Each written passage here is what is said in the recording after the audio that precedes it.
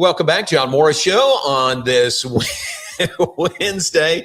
Jerry Hill is with us. Wait, let's do this. I need to raise up a little. I know. Don't I? Well, you did. I did, and then I don't know. Here you go. I'm lowering my chair. That just looked kind of funny. It was like, man, I know J-Mo's taller than me, but not. Well, I look like a little kid. Yeah, no, I don't want that to happen. Even though you're holding things over my head, which we won't talk. We might talk about. We might talk about it. You hold things over my head, so you've got things in your back pocket. Jerry Hill is here. Isn't it great? Great to see you. Yeah, great to be in studio again, and great to have Garrett back. Like you said, the whole band's back. The band's back together. Yeah. I like it. This is fun. I like it. And I told everybody, I sat down in your office talking about what are we going to talk about today. I mean, everything, all the sports are done. That's so what do we have left to talk about? Right. But there are things. There are plenty of things. There's always things. Yes. How about the NBA draft? Did you watch last night? I did not watch. I kind of tracked it and knew where Cam had picked, and you're kind of in the same boat. I'm not watching sports at home a lot of times. Right. Anyway, I was excited for Cam. It did take a while, but again, as Garrett mentioned, I mean, two of the premier franchises in the NBA, one drafts him and he gets traded to the other next to the LA Lakers. So, man, what a great opportunity for him, though.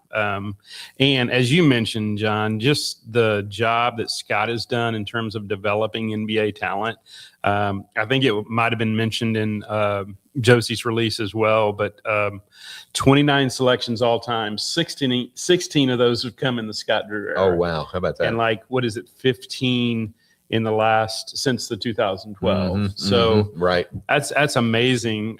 In the last, 14, 15 drafts, they've had more than they had in their history. Yeah. And it goes back a ways. Right. So I think that just speaks to what he's done. And then the number of first round selections. That's been amazing to watch. Pretty amazing. Happy for Cam. That's great. Yeah. I felt for him when he kept sitting there.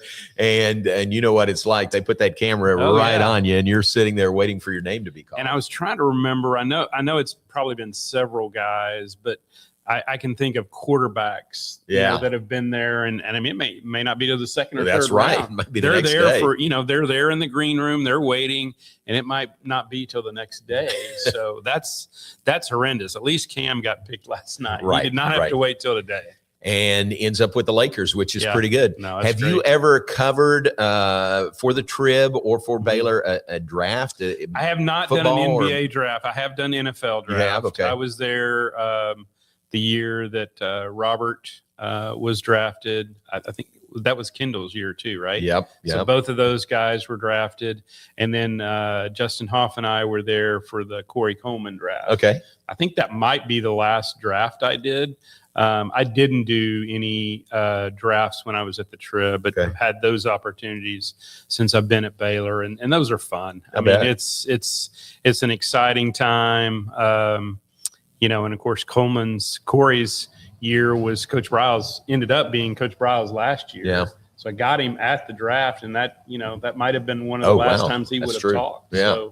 So you never know what's going to happen. But that's the couple times that I've covered an NFL draft. Gotcha. Pretty cool. All right. Congratulations to him.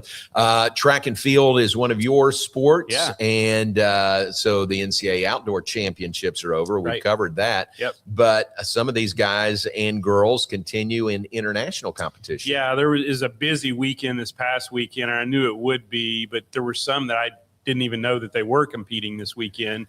But the headliner was Demario Prince winning a Jamaican championship in the 110-meter hurdles. That means he's on their team, and he ran 13:13, which was his second best time ever. Wow. Only 100th of a second off his career best. So he will be on their team for the Commonwealth Games. So that's cool.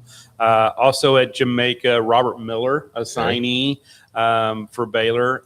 He won the 400-meter hurdles for the under 20 group. He's 18. He's coming to Baylor as an incoming freshman. So he will be at the World Under 20 Championships later this summer in Eugene. So that the World U2 Championship, U20 Championships will be in Eugene. So that was Jamaica. RN Spencer was third in the 200 at the Barbados Championships. My mouth is not working yet. Sorry, Garrett.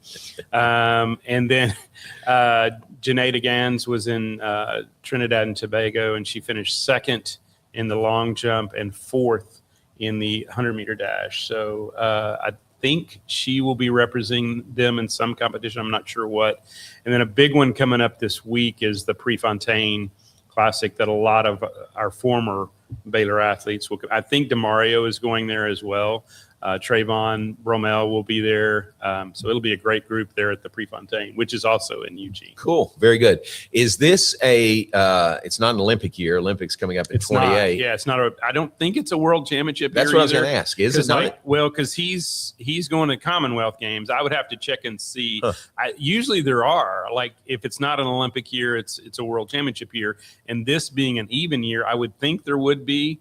I'll check with the track SID and see if I can figure that out. A good track SID would know that. Would know that right off the top of his head. No. That's but way. That is usually where. That's what I thought. Yeah. So Olympics Summer Olympics every 4 years, and then the 2 years in between would be the World Championship. I think that's right. There should be a World Championship this year, but like I said, I knew that DeMario was going to the Commonwealth Games, so I would think if there was a World Championship, that he would be going to that as well. But I'll find that out, and we can talk about it next week, John, on the John Morris Show. Good. We'll probably be talking about the Hall of Fame next week too. Well, let's bring that up because you brought that up. So you are a part of. I mentioned Kendall Bacon is leaving the B Association. We wish her all the best.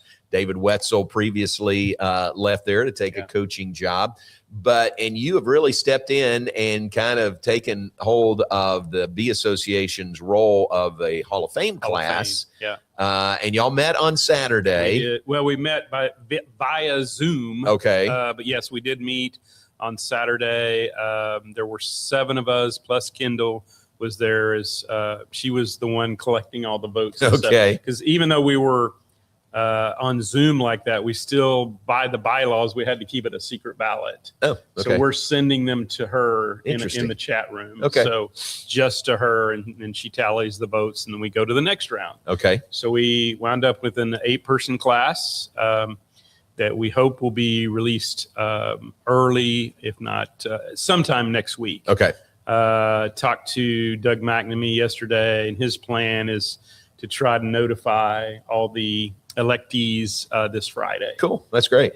So he already knows, by the way. As he should. He knows. As he should. And no reason that I should know, but you and I share a lot of information. We do. We're right across the hall from each other. We share a lot. Garrett, he won't tell me. He won't let me in on this. Come on, Jerry. You gotta let him know. You gotta let him know. When the time is right, Garrett, I'm gonna call you first. Okay. And then let Jamal. I appreciate that. That will really Go for it. No, I'm just curious. I would say this though, just speculating that we have a lot of really good candidates. It's amazing, John. We talk about it each year. You know, this is a great class. This is a great class. And you wonder if the well will run dry. But if you think about this last era, you know, that we had starting with the year of the bear in 11-12. I mean, we have so many great candidates, and it's across the board. It's not just, that's right. You know, you think football, you think men's basketball, maybe women's basketball, but it's across the board. So, and one of the things I mentioned to the committee when we met was, you know, we haven't had an A&T. Is that right? Not around that long. Right.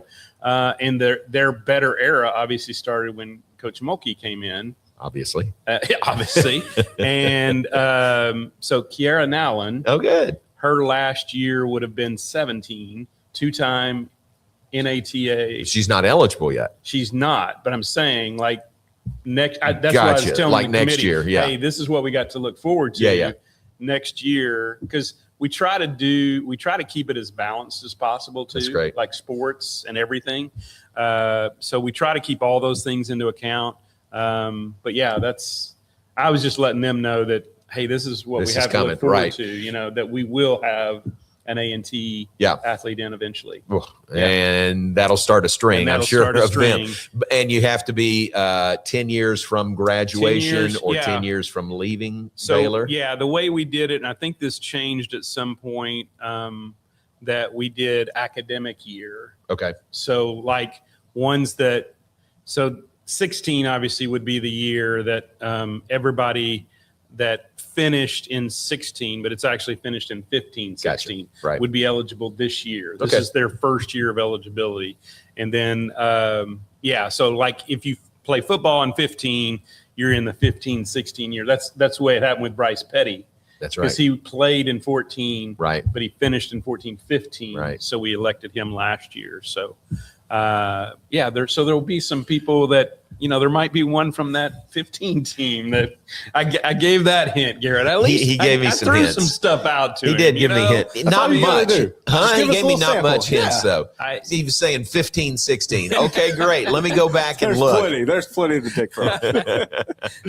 The biggest hint I gave him, Garrett, was that all of them except we have one veteran pick Right. that we do from 40 years prior. So that one is 86 and before that they had to have played. I pretty much gave him that one. But I said, other than that, Right. everybody is in the last 25 years. I gave him that much. That's all you got to do.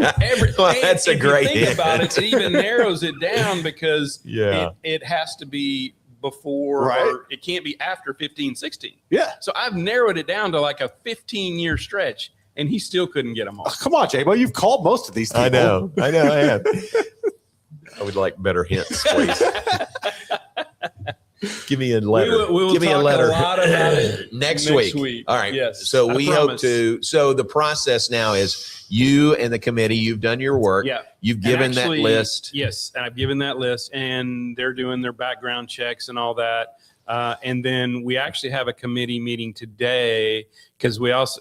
Can I sit in on that? Huh? Can I sit in on that? No, I'm not even sitting in on this one. Okay. So this committee actually picks the Wall of Honor, Oh, okay. and that's in the bylaws that who's involved in it. So that group is meeting today. Okay. And then I can tell you that a group of us are meeting this afternoon because we may have to go to a plan B on one of the picks. So Oh, okay. I got you. anyway, All right. But the process, you're working yeah. through the process. yes. You get the names, you get the list, do the background check, pass it on to Doug. Doug's supposed to notify or start notifying them on Friday. Yep.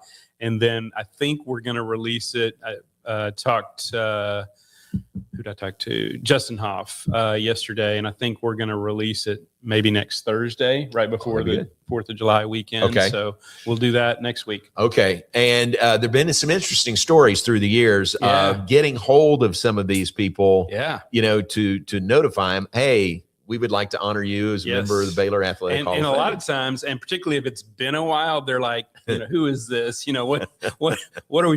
This is a prank, right? Right. Because I can't even remember who it was, John, but somebody was like out on a boat or something. Oh, and they really? got the call from Walter Abercrombie, and they're like, no, really? Because, and like I said, particularly if it's been a while, not the more present, recent ones, but if you've waited a while, it's like, it's not even in mind, you're not even thinking about it at that point. So, but those are the ones that I appreciate the most because they're the ones usually that it really means a lot to them. I'm not saying it doesn't mean a lot to the more recent ones, but the ones that have had to wait and the ones that played, how many ever years ago, it's really special for them. That's It's fine. just more special for Right. them. Can we say the banquet date? Yes, it's the Texas Tech weekend. I believe is It'll the be Tech November game 20th. is The game is the 21st. okay. So yeah, the banquet will be Friday, November 20th. Okay. I believe Are it's you at sure the you Herd. can tell me that? I can tell you that. Okay. I think there was some pushback against that, but that is the date we've set. Well, we got that out of We you. got that November 20th, Herd Welcome Center. So it'll be a great banquet. And yeah, John, like we talked about, I mean, it just amazes me every year that, wow, this is a great class. Yeah, We can't top this one. That's great. This is a really, really special class. I know every year you say, oh, Yeah. how can we Yeah, top this? this is a special class. Cool. All right. We'll look forward to more information next week because we're not getting any today out of Jerry. One final thought, and we don't have a lot of time here, but the NCAA has now approved the 5 for 5 playing. When you come in, there's no more redshirting. Right. Your clock starts, and you've got 5 years. When your 5 years are up, you are done. And now you can play 5 years. And play 5. I don't That's think right. People focus more on that. That's but true. Like, you That's can true. play 5 years now. Yeah. Now everybody's focused on, well, there's no redshirt year. There's no this. And I think there may be some exceptions. That's what I was reading at some point. Because I think one of the things that was brought up was the Mormon mission. And I think there are some exceptions to it. Okay. But yeah, technically, this just narrows it down. And I mean, we had to get something, kind of some semblance back Exactly. to NCAA. And I think this was a great step.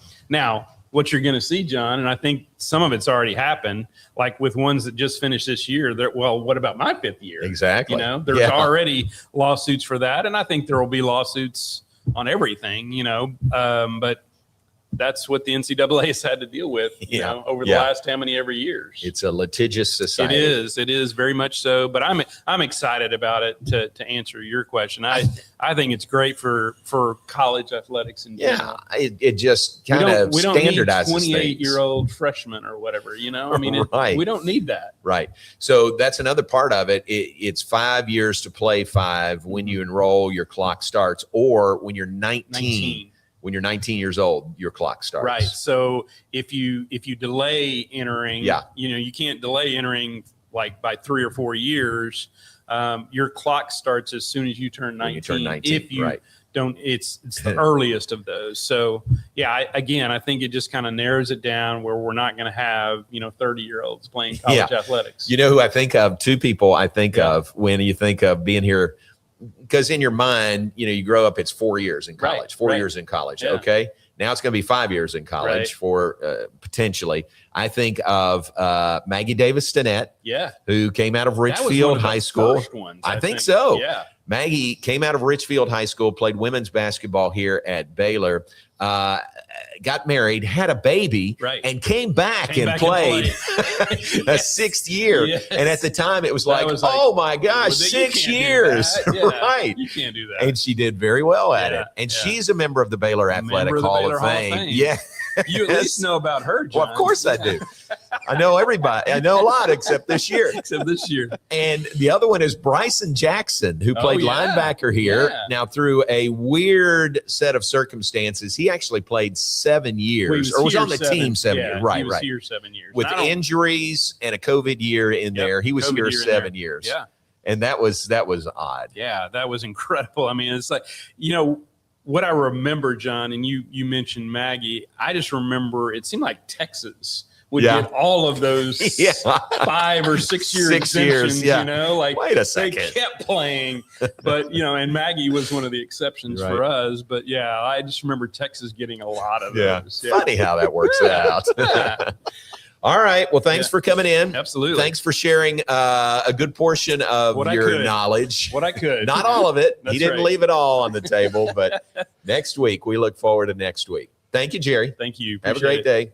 All right. And we got a bonus show at the Brazos Landing today. Should I just show up? Come on. I don't have to be on the show. You just come on. I can just come on. Do it. And I hear, is it Tweety? Tweety's going to be there. Yeah. And Amy Lawrence will be there. Okay. You know the name Amy? I do. Yes. I do. She'll be there also. That's awesome. You need to come meet her. Yeah. So I can have lunch and, you know. Brazos Landing. Brazos Landing. Come on. Again. My wife asked me last night, how many times do you eat at Brazos Landing? I said, a lot. It's an unsolicited testimonial right there from Jerry Hill. Yeah. Thanks, Jerry. We'll take a break. We'll be right back. Stay with us.